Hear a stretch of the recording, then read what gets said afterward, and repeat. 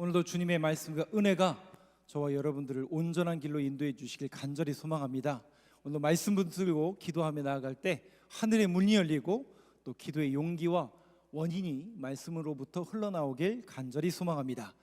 자, 오늘 혹시 새벽 또 오늘 사사기서를 여러분들이 읽으셨다면 오늘 본문을 아실 텐데, 혹시 안 읽으신 분들이 있을까봐 정말 우리 성경에서 이런 스토리가 있다라는 게 신기할 따름이죠. 드라마로 만들어도 이것은 오늘 이제 두 가지 사건인데요. 실질적으로는 사사기에서 맨 마지막 부분에 미가라는 사람이 등장을 합니다. 이 미가라는 사람의 이름의 뜻은 여호와와 같은 이가 누구시냐? 이거는 이제 의문문으로 되어 있지만 실상은 하나님과 같은 분은 없다라는, 하나님께만 영광을 올려드리며 하나님만을 높이는 이름이 미가라는 이름입니다. 그래서 이스라엘 사람들에게는 이 미가, 원어로는 미카인데요, 이 미가라는 이름이 흔히 쓰입니다. 지금도 마찬가지고요. 그래서 우리 성경에도 보면 미가 선지자가 또 등장하는 것을 볼 수 있죠.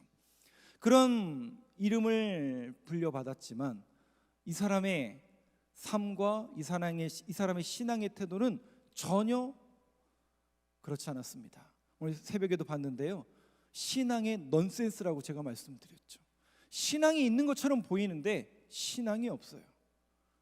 전혀 이상한데 또 신앙이 있는 것처럼 보여요.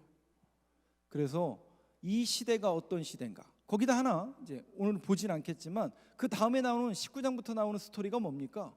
세상에 레위인이 있어요. 제사장이에요. 근데 그 사람에게 뭐가 있어요? 첩이 있어요. 아, 레위인은 첩을 둬도 되는구나. 성경에 그런 말이 어디 있습니까? 말이 안 되는 일이 버젓이 벌어지고 있다는 거죠. 세상에 누가요? 레위인이. 지금으로 말하면 물론 제사장은 우리가 만인 제사장을 살고 있지만 직분으로 따지면 세상에 목사님의 뭐가 있어요? 목사님에게 첩이 있는 거랑 똑같은 장면이에요. 도대체 이 말도 안 되는 그 시대 성경은 어떻게 기록하고 있습니까? 21장 25절 한번 띄워주시죠. 사사기서 맨 마지막의 결론이 이거죠. 같이 한번 읽어보겠습니다. 시작. 그때에 이스라엘의 왕이 없으므로 사람이 각기 자기의 소견에 옳은 대로 행하였더라. 뭐가 없어요? 왕이 없대요. 그렇다면 이 왕이 없다라는 이 문장, 21장 25절은 17장에도 등장하고요, 19장에도 등장하고요, 오늘 18장 1절에도 그때 왕이 없음으로 등장하는데 진짜 왕이 없었나요? 진짜 왕 없었어요. 왕은 나중에 사울왕이 이제 초대 왕이 되죠. 혹 사사기를 읽어보셨으면 아시겠지만 기드온이 왕이 될 뻔했어요. 그리고 그의 첩의 자식이었던 아비멜렉이 왕 노릇을 했지만 이스라엘의 진정한 왕은 없었습니다. 그렇다면 이 문장은 왕이 진짜 없었지 않았습니까? 목사님, 없는 건 맞지만 이스라엘은 누구의 자녀이고 누구의 백성이란 뜻입니까? 하나님의 자녀이고 하나님의 백성이기 때문에 하나님만이 왕이 되심을 인정하지 않던 시대가 바로 이런 시대였다는 거죠. 그러니까 하나님의 자녀요 하나님의 백성으로서 거룩한 제사장의 나라의 사명을 부여받은 이 이스라엘 민족이 그 언제 받았어요? 우리 성서 학당 시간에 성서대학에서 배웠잖아요. 우리가 신의 산에서 이스라엘 백성들이 하나님과 언약을 맺을 때 너희는, 나는 너희의 하나님이 되고 너희는 내 백성이 되리라 계약을 맺은 거죠. 그 계약 속에서 이제 너희는 하나님 나라의 제사장으로서 제사장 나라를 이 땅 가운데 세워갈 것을 명령했음에도 불구하고 전혀 하나님을 하나님으로 인정하지 못하는 그런 시대. 그러니까 어떻게 살아요? 자기가 하고 싶은 대로 사는 시대가 그 사사 시대였다라는 거죠. 자, 이러한 내용을 여러분들이 주지하시면서 오늘 사건 정말 드라마를 만들어도 정말 이런 드라마가 없을 것 같습니다. 18장 1절부터 조금 보시죠. 제가 조금 말씀을 길지만 함께 보시면서 좀 설명해 드리고, 그렇다면 오늘 이 시간에 우리가 무엇을 붙잡고 기도의 원인으로 삼고 기도의 동력으로 삼아야 될까를 한번 보도록 하겠습니다. 18장 1절부터 한번 보시죠. 저하고 한 4절까지 한번 보도록 할 텐데 한 절씩 보면서 제가 좀 설명을 하겠습니다. 1절 말씀 제가 먼저 읽겠습니다. 그때에 이스라엘의 왕이 없었고 하나님을 왕으로 인정하지 않는 그런 시대였다라는 거죠. 그러면서 한 지파가 나오는데 단지파예요. 단지파는 그때 거주할 기업의 땅을 구하는 중이었으니 아직도 이 사람들은 정복 시대를 살고 있는 건가요? 지금 시대를 말하니까 이 시대가 아마도 아직도 정복 전쟁이 한참이던 그런 시대가 아니었을까? 아닙니다, 여러분. 이미 수백 년 전에 여호수아 시대 때 정복 완전히 끝난 건 아니지만 땅을 분배받았어요. 단지파도 받았어요. 여호수아서 19장에 보면 이 지파도 땅을 분배받았어요. 그리고 거기에 거주하고 있었어요. 그런데 이는 그들이 이스라엘 지파 중에서 그때까지 기업을 분배받지 못하였습니다. 이상하죠? 근데 여러분들이 나중에 성경을 찾아보시면 여호수아서 19장에 보면 단지파도 이미 땅을 부여받았습니다. 그런데 문제는 뭐가 문제냐? 2장 35절 한번. 이건가요? 이거 아닌데, 신명기 아닌데 목사님. 몇 장을 보여주시냐면 사사기 1장 34절. 이 사람들이 땅을 분배받지 못했다라고 사사기는 기록하고 있는 것처럼 보이지만 여호수아서에서는 이미 19장에서 땅을 분배받았는데 문제가 뭐가 문제냐? 사사시대에 들어오면서 1장 34절에 이런 사건이 있습니다. 한번 같이 읽겠습니다. 시작. 한지로 몰아놓고 굴짜기에 내려오기를 용납하지 아니하였으며. 무슨 얘기냐면 여호수아서 19장에서 이미 땅을 분배받았는데 거기에 살던 아모리 족속들, 그러니까 저 밑에 아직도 블레셋 지파, 블레셋이라고 불리는 이 아모리 족속이 나중에 블레셋이 되거든요. 그 강대한 블레셋 사람들이 슬금슬금 오는 거예요. 그러다가 결국 어떻게 돼요? 자기들이 점령했고 받았던, 제비 뽑아 받았던 땅을 뺏긴 거예요. 실질적으로 그들에게 오히려 점령을 당해버린 거예요. 그러니까 단지파가 자신들이 거할 성읍을 뺏긴 거죠. 뺏기니까 어떻게 해요? 이제 우리도 살 국리를 이제 생각하는 거죠. 그래서 이들이 궁여지책으로 이제 5명을 조직해서 정탐꾼들을 통해서 땅을 찾아보게 합니다. 자, 오늘 본문 18장 2절을 한번 열어봐 주시죠, 목사님. 18장 2절. 2절 말씀 제가 읽겠습니다.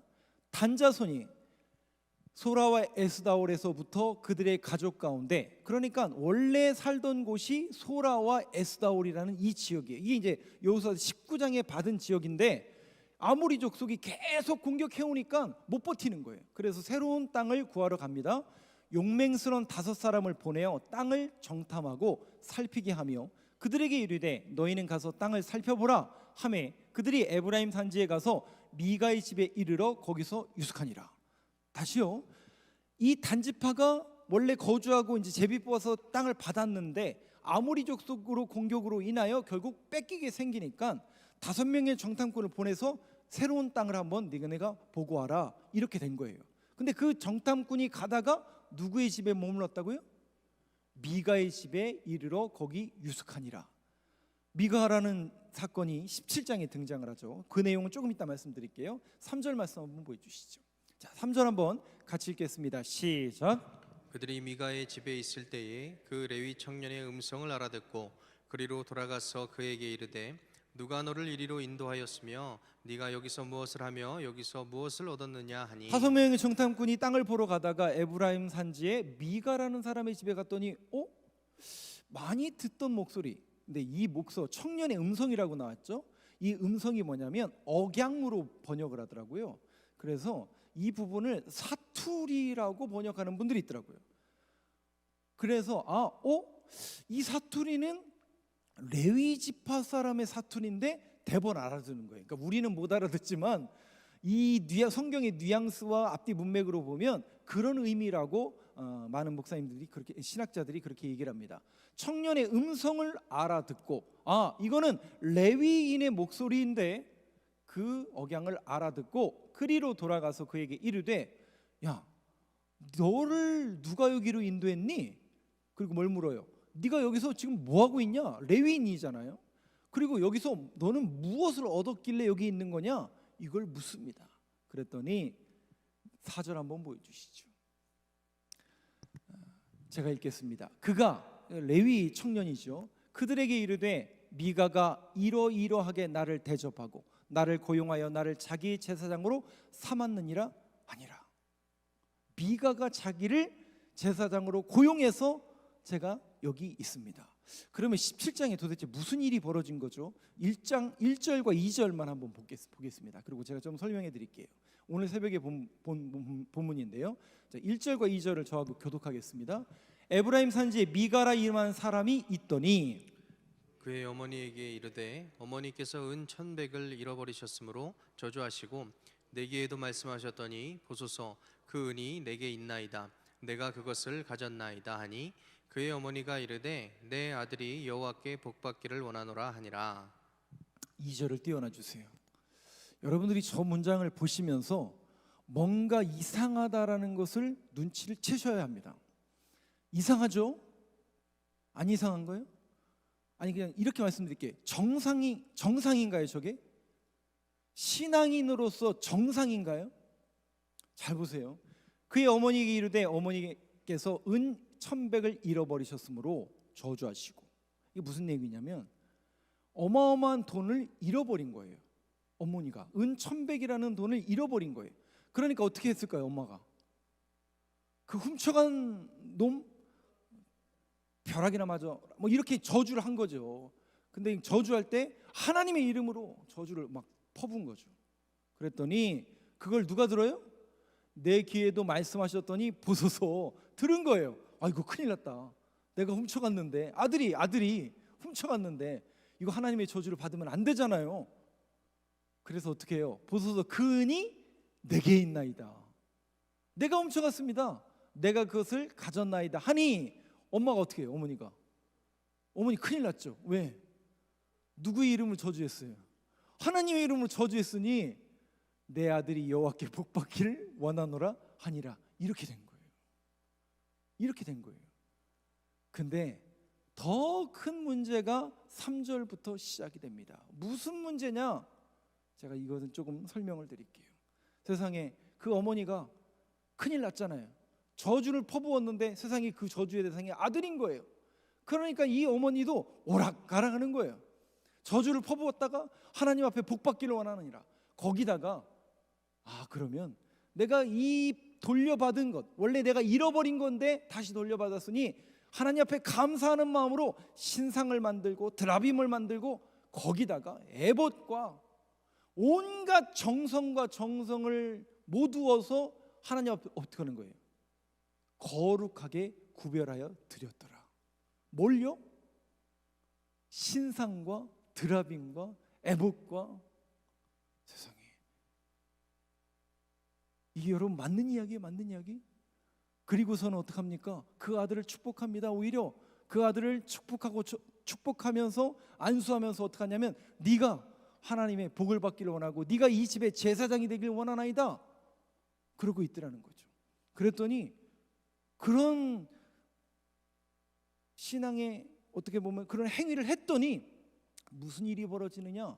한 레위 청년이 방황하다가 나그네처럼 돌아가 다니다가 이 집에 거주하게 된 거예요. 나그네 환대법에 의해서 지나가는 레위 사람들을 레위 사람인 줄 몰랐겠지만 알고 보니까 레위 사람인 거죠. 이건 분명히 하나님께서 계시가 있는 거다.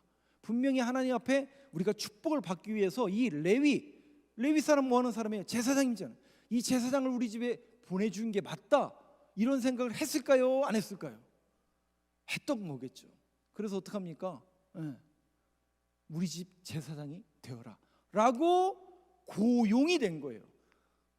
드디어 뭐가 된 거예요? 이 레위 제사장은 직업을 얻게 된 거죠. 정말 이런 일이 지금 이렇게 벌어지고 있는데 성경은 뭐라고 계속 기록하냐면 하나님의 축복이 임하길 원한다. 계속 이 얘기를 하고 있어요. 그것은 전혀 이 글을 읽는 독자라면 제대로 된 신앙인이라면 뭔가 이게 잘못됐고 뭔가 빗나가고 있고 뭔가 이것은 막장 드라마 같은 그런 스토리이어야 된다는 것을 여러분들이 번쩍번쩍 깨달으셔야 돼요. 그런데 더 큰 문제가 바로 18장으로 넘어오죠. 그 얘기가 뭐예요? 오늘 본문의 이야기예요. 단지파라는 사람들이 있는데 결국 아모리 사람들에게 굴복하여 땅을 잃어버리니까 5명이 어디로 가요? 정탐꾼이 가다가 바로 이 에브라임 산지 미가의 집에 가요. 거기에 누가 있어요? 레위 제사장이 있죠. 근데 그 레위 제사장이 왜 여기 있는 거냐? 왜 개인의 집에 있는 거냐? 갔더니 휘황찬란하게 뭐가 있어요? 우상이 있고요, 드라빔이 있고요. 드라빔 우상이 던지잖아요. 신상이 서 있는 거예요. 그리고선 거기서 레위 제사장이 예배드리는 모습을 보면서 이게 도대체 무슨 일이냐? 그러면서 그 5명의 사람들이 그걸 눈으로 봤죠. 보고 정탐하러 다니는데 세상에 이 4장 5절 이제 4절까지 읽었는데 5절 이하에 보면 물어봐요. 이제 그 레위 제사장한테 우리가 이러이러해서 지금 땅을 보러 다니는데 하나님께서 우리를 잘 인도해 주셨으면 좋겠다. 그럼 여러분 레위 제사장이 어떻게 기도해 줘야 돼요? 아닌데 니네는 지금 하나님의 뜻을 거스르고 있는데 이렇게 얘기하는 게 맞잖아요. 근데 어떻게 해요? 하나님께서 복 주시길 원하나이다. 그리고 이제 그 복을 받고 가는 거죠. 이제 갔더니 세상에 라이스란 땅을 발견한 거예요. 야, 여기가 하나님이 우리에게 주신 땅이 맞구나. 좀 전에 그 만난 제사장이 축복해 주니 그 제사장 참 용한 제사장이구나 라고 생각했을까요? 안 했을까요? 했겠죠. 그리고 이것은 하나님의 계획이고 뜻인 줄 그들은 알았겠죠. 그래서 불이 나게 고향으로 돌아갑니다. 돌아가서 어떻게 해요? 그 단지파 사람들을 불러놓고 하나님이 이러이러한 사건을 통해서 제사장을 만나게 하시고 라이스라는 땅을 보여주셨는데 마치 그 땅이 시돈 땅 같고 롯이 얘기했던 아시죠? 애굽과 같고 에덴 동산 같았더라. 그런 땅을 하나님은 보여주셨으니 이건 하나님께서 우리에게 점지해 주신 땅이 맞으니 빨리 차지하러 갑시다 라고 해서 급하게 600명의 용사를 선출해서 땅을 차지하러 출발하게 됩니다. 제가 11절 13절을 읽진 않았는데 몇 절을 보시냐면 목사님 19절을 한번 띄워주세요. 19절. 자, 18장 19절부터 그 600명의 용사들이 땅을 차지하러 가다가 무슨 일을 만나느냐. 19절 한번 여러분들의 목소리로 같이 읽겠습니다. 시작. 그들이 그에게 이르되 잠잠하라. 네 손을 입에 대라. 우리와 함께 가서 우리의 아버지와 제사장이 되라. 네가 한 사람의 집에 제사장이 되는 것과 이스라엘의 한 지파 한 족속의 제사장이 되는 것 중에서 어느 것이 낫겠느냐 하는지라. 말씀을 띄워놔 주세요. 가다가 그 5명의 정탐꾼이 뭐가 생각났어요? 자신들의 길을 점지해준, 제가 인도라고 안 써요, 점지해준 그 제사장을 딱 생각난 거죠. 근데 그 제사장만 생각난 게 아니라 성경에 보니까 거기서 뭘 봤어요? 휘황찬란한 우상과 신상과 드라빔을 본 거죠. 그것을 빼앗은 거예요. 그리고서는 그것을 빼앗는 거예요. 그리고 어떻게 해요? 가지고 가는 것을 누가 봐요? 제사장이 보는 거죠. 그래서 제사장이 이게 무슨 짓입니까? 라고 제지를 하니까 가만히 있어. 19 그거죠. 그들이 그에게 이르되 야, 가만히 있어. 내 손을 입에 대, 입을 막아. 우리와 함께 가서 우리의 아버지와 제사장이 되라. 야, 너 차라리 한 개인의 또 한 가문의 제사장이 아니라 야, 우리 단지파 아니야. 우리 단지파의 전체 제사장이 되는 건 어떻냐? 여러분 어떤 게 좋아요? 물어보는 제가 바보죠. 당연히 단지파가 좋은 거 아니에요? 단지파가 더 좋은 거 아니에요? 20절 한번 보실까요? 한번 같이 읽겠습니다. 시작. 그 제사장이 마음에 기뻐하여 에봇과 드라빔과 새긴 우상을 받아 가지고 그 백성 가운데로 들어가니라. 세상에 여러분 이게 무슨 일입니까? 제사장이 도대체 무슨 짓을 하고 있는 거예요? 그 제사장이 마음에 뭐 했다고요? 기도했더니 하나님께서 더 큰 교회로 나를 옮겨주시는구나. 이거랑 똑같은 얘기예요. 내가 뭔가 하나님의 큰 은혜와 축복을 하나님께서 나를 통해서 역사하시려나 보다. 한 개인과 가문이 아니라 지파의 제사장이 될 수 있다니 이러한 광대한 꿈을 꿨다는 얘기 안 꿨다는 얘기예요. 세상에 마음에 기뻐하여 에봇과 드라빔과 새긴 우상을 받아가지고 그 백성 가운데로 들어가니라. 뭔가 문제가 있는데 누가만 모르고 있어요. 이 사람들만 모르고 있어요. 독자인 우리는 이게 이래서는 안 되는데 막 이게 여러분들이 이 구절을 읽을 때마다 뭔가 이게 아닌데, 이건 하나님의 말씀에서 빗나가도 한참 빗나갔는데 너무 늦은 거 아니야? 이 사람들 오늘 부른 찬양처럼 너무 멀리 간 거 아니야? 이런 생각이 자연스럽게 여러분들에게 들어오셔야 돼요. 뭔가 이게 거북함으로 다가와야 돼요. 그랬더니 미가가 혼자는 안 되니까 어떻게 하냐면 동네 사람들을 불러 모은 거예요. 동네 사람들을 불러 모아가지고 그 600명과 이제 왜 자기 거 찾으러 가야 되잖아요. 그러면서 24절 한번 보여주시죠. 미가가 이렇게 얘기합니다. 내가 만든 신들과 제사장을 빼앗아 갔으니 이제 내게 오히려 남은 것이 무엇이냐? 너희가 어찌하여 나더러 무슨 일이냐고 하느냐 하는지냐. 미가는 찾으러 온 거잖아요. 자기 거 찾으러 온 거잖아요. 그런데 오히려 그들은 무슨 일이냐? 왜 왔느냐? 라고 반문합니다. 그랬더니 25절 한번 보여주시죠. 한번 같이 읽겠습니다. 시작. 단 자손이 그에게 이르되 네 목소리를 우리에게 들리게 하지 말라. 노한 자들이 너희를 쳐서 네 생명과 너희 가족의 생명을 잃게 할까 하노라 하고. 성경에 너무나 점잖하게 써놔서 그렇지 이건 여러분 협박이에요. 그렇죠? 협박이에요. 협박. 어딜? 이거예요. 야, 해봐. 이 얘기예요. 왜? 우리 600명인데? 우리 용사인데? 그 얘기예요. 그 얘기. 그래서 26절 한번 보시죠. 단자손이 자기 길을 가게 됩니다. 미가가 단자손이 어떻게 하다고요? 자기보다 강한 것을 보고 돌이켜 집으로 돌아갔더라. 여러분 뭔가 좀 그렇죠? 거시기 하시죠? 뭔가 이게 문제가 있어요. 여러분들이 세 명에 한번 주목해서 생각해 보세요. 미가라는 사람, 레위 청년, 레위 제사장이죠. 그리고 이 단지파 사람들, 이 세 사람들의 공통점이 혹시 여러분 뭔지 눈치채셨나요? 하나님의 말씀과 전혀 상관없어요. 어떤 일을 결정하고 어떤 일을 할 때에 하나님 앞에 묻고 따지고 하나님 앞에 기도하는 흔적이 없어요. 그러니까 자기한테 복이 되고 나한테 응원이 되고 나한테 뭔가 이익을 주면 그게 하나님의 복인 줄 아는 거예요. 그러니까 우상을 만들든 신상을 만들든 별로 중요하지 않아요. 이게 나한테 복이면 라이스가 좋은 땅처럼 보이니까 그 제사장이 점지해 준 땅이 맞네. 하나님의 뜻은 전혀 상관이 없이 자기의 뜻대로만, 자기 소견에 옳은 대로만 행동하면서 자신의 유익만을 추구하는 인생을 살아가는 사람들이 미가, 레위 청년, 단지파. 저는 오늘 이 말씀을 여러분들한테 일부러 읽어드리면서 여러분들이 이 세 부류의 사람들, 미가, 레위 청년, 제사장이죠. 이 제사장은 이제 저한테 해당되겠죠. 저희들한테, 우리 종교인들한테 해당되는 문제겠죠. 단지파 사람들, 하나님의 말씀에서 다 빗나가 있어요. 그리고서 26절에 뭐라고 합니까? 그들이 추구하는 건 뭐냐면 나보다 더 강하면 깨갱하는 거예요. 나보다 더 강하면 깨갱하는 거예요. 단지파 사람들은 누구한테 깨갱했어요? 아모리 사람들한테 깨갱했잖아요. 그리고 누구한테 화풀이 하는 거예요? 정확하게 양육강식이에요. 강한 사람한테는 깨갱하고 약한 사람한테는 힘으로 찍어 누르는. 마치 이 세상이 어떻습니까 여러분? 똑같잖아요. 그 시대를 끊어내는 사람이 혹시 여러분 누군지 아세요?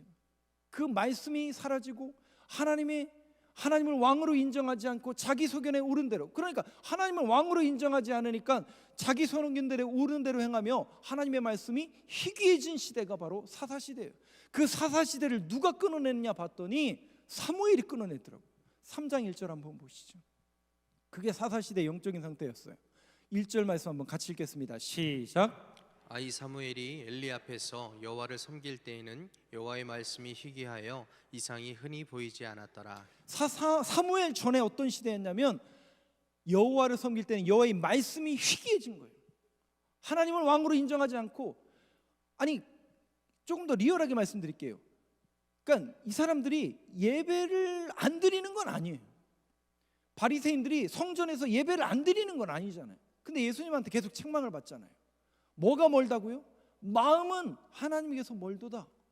행위만 남아있는 바리새인들을 책망하신 것처럼 그들이 행위만 남았어요. 그래서 내게 유익이 되지 않으면 하나님이건 저건 필요 없어요. 나한테 이익만 되면 그냥 그것이 우상인지 드라빔인지도 모르고 그냥 그거 갖다 놓고 거기다가 빌고 있는 모습이 똑같이 이 사람들이에요. 금신상 만들어 놓고 빌고 있는 이스라엘 백성들의 모습이 다시 한번 그대로 밝혀지고 있는 거죠. 봤더니 여호와의 말씀이 희귀해져서 말씀을 붙들지 않아요. 말씀대로 살지 않아요. 죄송하지만 오늘 이 밤에 우리가 기도하러 나왔는데 저와 여러분이 늘 기도할 때도 여러분 이거 항상 우리가 신앙적으로 조심해야 되는 부분입니다. 항상 신앙의 기준이 말씀이어야만 합니다. 물론 기도도 중요합니다. 제가 아직 그 기도의 훈련에 대해서 여러분들한테 말씀을 안 드리는 이유는 말씀 훈련이 더 먼저 선행이 되어야 되기 때문에 그렇습니다. 우리는 어느 쪽에 가깝냐면 자꾸 이쪽이에요. 그래서 눈에 보이는 것, 현상, 그러면 여기가 신령한 곳이구나, 저 사람 용하구나, 저 사람이 기도해주고 점지해주는 곳이 맞네, 하나님 뜻 여기 있네, 그럴 수도 있죠. 그러나 여러분 객관적으로는 성경이 기준이 되어야 되는 거 아니에요? 항상 우리는 말씀이 기준이 되어야 되고 말씀이 우리의 삶 속에 기초가 되어야 됩니다. 그러니까 자꾸 여기에서 빗나가고 자꾸 다른 것에, 눈에 보이는 것에 똑같다니까요. 우상과 드라빔을 쫓고 있는 우리들의 모습을 어떨 때 보면 저도 마찬가지라니까요. 왜 안 낫지? 왜 안 되는 거지? 그렇지 않습니다. 말씀이 기준이 돼야 돼요. 그래서 이 밤에도 여러분들이 늘 기도하실 때마다 하나님 말씀을 붙들게 하시고 말씀이 우리의 신앙의 기초가 되게 하여 주시고 오늘도 주신 말씀 붙들며 하나님의 뜻을 이루는 삶을 살게 하여 주시옵소서. 그런데 힘들잖아요. 연약하잖아요. 부족하잖아요. 그래서 우리는 하나님 앞에 기도하고 간구할 때 그 방법론적인 것을 구한다면 첫 번째는 내 힘과 내 능력과 내 것으로 하나님 앞에 기도하는 게 아니라 하나님 우리를 불쌍히 여겨 주옵소서. 그거밖에 없어요. 실상은 하나님의 일을 해야 되는데 예배의 자리에 나오고 싶은데 무릎이 아파요. 허리가 아파서 못 나가잖아요. 그럼 어떻게 해야 되겠어요? 불쌍히 여겨주시고 하나님께서 기뻐하시는 그 예배의 자리, 내 발 내 다리로 나올 수 있도록 고쳐주세요.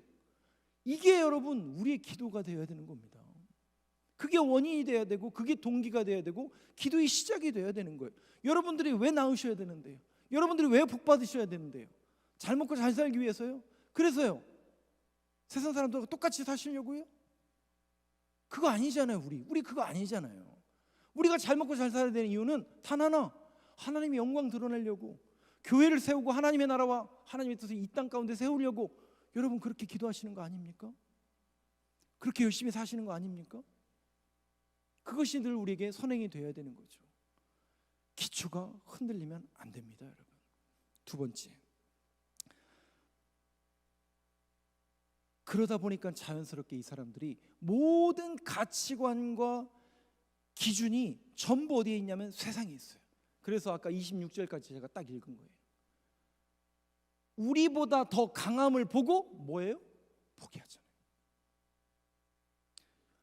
며칠 전까지만 해도 이건 시간이 어느 정도인지 신학자들마다 차이가 있기 때문에 도대체 이 레위 제사장 얼마나 거기에 같이 있었는지는 잘 모르겠지만 우리 17장에 보면 하나님께서 나에게 이 가정에 축복을 정말 많이 주시겠구나. 왜? 레위 제사장을 만나게 되고 놀라운 하나님의 축복이 임하겠구나. 호언장담하던 미가였어요. 그런데 자기보다 더 강한 사람을 만나니까 다 뺏기고 나니까 포기해버려요. 여러분 이게 우리의 모습이 되어서는 안 됩니다. 세상은 힘의 논리예요. 항상 숫자와 크기와. 근데 여러분 거기에 함몰되거나 그런 소리에 여러분들이 주눅들지 마세요. 여러분들이 적어도 말씀의 능력을 사모하시고 말씀의 능력을 믿는 분들이라면 아니야, 기호야 정신 차려. 세상이 아무리 들쑥거리고 세상이 아무리 난리를 쳐도 하나님의 말씀은 살아있고 그 하나님의 말씀이 나와 함께 하실 것을 내가 믿는데 기호야 정신 차려야지, 잠잠해야지. 이게 여러분 우리의 신앙의 모습이 되어야 됩니다. 반드시 하나님께서 길을 열어주시겠지. 그 길을 걸어갈 수 있는 힘을 주시겠지. 그래서 우리는 늘 누구의 은혜를 구하는 거예요? 성령 하나님의 인도를 구하는 거예요. 하나님, 연약합니다. 무너집니다. 세상이 왜 이렇게 크대요? 분명히 이건 하나님의 말씀이고 진리인 것 같은데 쉽지 않네요, 하나님. 그게 정상이에요, 여러분. 그래서 성령 하나님의 인도하심을 구하는 거예요. 혼자 못 가겠습니다. 너무 어렵습니다, 주님. 성령님께서 인도하여 주시고 우리를 붙들어 주시고 넘어진 사람들 일어나야 되는 거 아니에요? 그래야 하나님의 일을 할 거 아니에요? 그래야 교회로 몰려와서 하나님의 일을 할 수 있는 동역자들이 모여오는 교회가 돼야 될 거 아니에요? 우리가 숫자가 많아져야 된다고요? 부흥해야 된다고요? 왜? 하나님의 일을 해야 될 거 아닙니까, 하나님? 그러니까 보내주세요. 동역자들 보내주시고 기도의 동역자들 보내주셔서 하나님의 몸된 교회 세워갈 수 있는 사람들을 보내주세요. 이게 여러분 우리의 기도의 제목이 늘 되어야 되는 겁니다. 여러분들의 가정과 자녀와 우리 자녀들이 왜 일어나야 되는데요? 그 인생이 변하여 하나님의 나라와 하나님 뜻을 이루어가는 일꾼으로 쓰임받아야 되기 때문에 그런 거 아닙니까? 마지막으로 그래서 시편 62편 말씀을 제가 오늘 말씀의 결론을 내릴게요. 우리 3절부터 8절까지 말씀을 함께 읽으면서 여러분들이 한번 곰곰이 묵상해 보시죠. 3절 말씀 제가 먼저 읽습니다. 넘어지는 담과 흔들리는 울타리 같이 사람을 죽이려고 너희가 일제히 공격하기를 언제까지 하려느냐. 여러분 잘 보세요. 시편 기자가 지금 어떤 상황이에요? 하나님의 말씀을 붙들고 정말 하나님만이 우리의 길임을 믿고 의지하며 나아가는데 세상이 그냥 놔두던가요? 여러분 신앙생활 제대로 하도록 그대로 놔두던가요? 그렇지 않아요. 넘어지는 남과 흔들리는 울타리 같이 계속 끊임없이 교회를 흔들고 저와 여러분들을 무너뜨리려고 노력해요. 4절 말씀입니다. 같이 한번 읽겠습니다. 시작. 그들이 그를 그의 높은 자리에서 떨어뜨리기만 꾀하고 거짓을 즐겨하니 입으로는 축복이요 속으로는 저주로다. 세상이 이렇다는 거죠. 5절 말씀입니다. 그러면 이 시편 기자는 어떻게 고백하는가? 나의 영혼아 잠잠히 하나님만 바라라. 무릇 나의 소망이 그로부터 나오는도다. 6절 같이 읽겠습니다. 오직 그만이 나의 반석이시요 나의 구원이시요 나의 요새이시니 내가 흔들리지 아니하리로다. 7절 보여주시죠. 나의 구원과 영광이 하나님께 있으며 내 힘과 힘의 반석과 피난처도 하나님께 있도다. 백성들아 시시로 그를 의지하고 그의 앞에 마음을 토하라. 하나님은 우리의 피난처시로다. 8절 말씀 잘 보세요. 백성들아 시시로라는 것은 매일매일 매 순간마다 하나님만을 의지하고 하나님 앞에 마음을 토하라는 거예요. 오늘도 하나님 내가 죄인입니다. 내가 연약한 사람입니다. 내가 부족한 사람입니다. 세상에 하나님 어떻게 저 같은 사람을 구원하셔서 목사 만들어주시고 성도로 불러주셨습니까? 그 마음을 하나님 앞에 토하는 이 밤이 되길 간절히 소망합니다. 그러면서 동시에 고백하는 거죠. 하나님은 누구의 피난처십니까? 저와 여러분들의 피난처가 되시는 줄로 믿습니다. 오늘도 그 주님만을 바라보며 묵묵히 신앙의 길을 걸어가는 저와 여러분들의 모든 걸음걸음이 되길 간절히 소망합니다.